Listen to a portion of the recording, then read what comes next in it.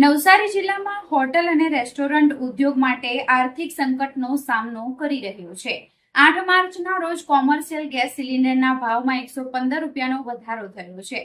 બાદ ગેસના પુરવઠામાં અચાનક અછત સર્જાઈ છે, જેના કારણે અનેક હોટલો પાસે માત્ર એક જ દિવસ ચાલે એટલો જ ગેસનો જથ્થો બાકી છે, જેનાથી વેપારીઓની હાલત કફોડી બની છે।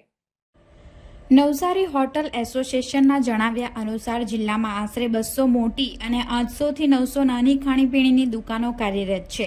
આ ઉદ્યોગ સાથે પ્રત્યક્ષ અને પરોક્ષ રીતે 10,000 પરિવારો જોડાયેલા છે। જો ગેસનો પુરવઠો તાત્કાલિક શરૂ નહીં થાય તો વેટર, કારીગર અને મજૂર વર્ગ સહિત આશરે 25,000 લોકો બેરોજગાર થવાનું જોખમ છે। 9 માર્ચથી કોઈપણ કારણ દર્શાવ્યા વિના કોમર્શિયલ ગેસનો પુરવઠો બંધ કરી દેવામાં આવ્યો છે, જેના કારણે સપ્લાય ચેઇન સંપૂર્ણપણે ખોરવાઈ ગઈ છે। ધંધા બંધ રહેવા છતાં કારીગરોનો પગાર અને નિભાવ ખર્ચ સંચાલકો માટે કોરોના કાળ જેવો આર્થિક બોજ બની ગયો છે। હોટલ ઉદ્યોગ ઠપ થવાથી તેની સીધી અસર શાકભાજી વિક્રેતાઓ, દૂધ ઉત્પાદકો અને અન્ય સપ્લાયર્સ જેવા સંબંધિત વ્યવસાયો પર પડી રહી છે। નવસારી હોટલ એસોસિએશનના પ્રમુખ સુરેશ પાંડેએ જણાવ્યું હતું કે અમારી પાસે ગેસનો સ્ટોક આજે પૂરો થઈ જશે। જો આવતીકાલ સુધી નવો જથ્થો નહીં મળે તો અમારે એકમો બંધ કરવા પડશે। તેમણે ઉમેર્યું કે કલેક્ટર સમક્ષ રજૂઆત કરવામાં આવી છે અને તેમણે રાજ્ય તથા રાષ્ટ્રીય કક્ષાના એસોસિએશન દ્વારા પણ રજૂઆત કરવા સૂચન કર્યું છે, જેથી પ્રશ્નો વહેલો ઉકેલ આવી શકે। સ્થાનિક વેપારી મંડળ અને હોટલ સંચાલકોએ નવસારી જિલ્લા કલેક્ટરને લેખિતમાં આવેદનપત્ર સુપ્રત કર્યું છે।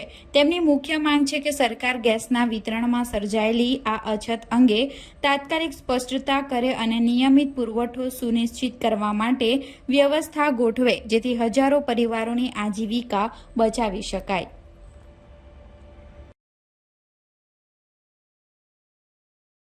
નમસ્કાર।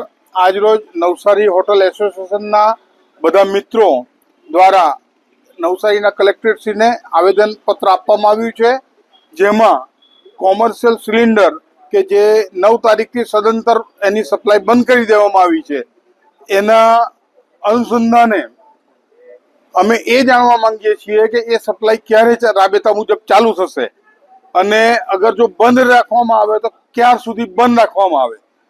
કારણ કે નવસારીની અંદર ખાણીપીણી અને હોટલ રેસ્ટોરન્ટના મોટા 200 એકમો છે અને 800 થી 900 નાના એકમો આવેલા છે।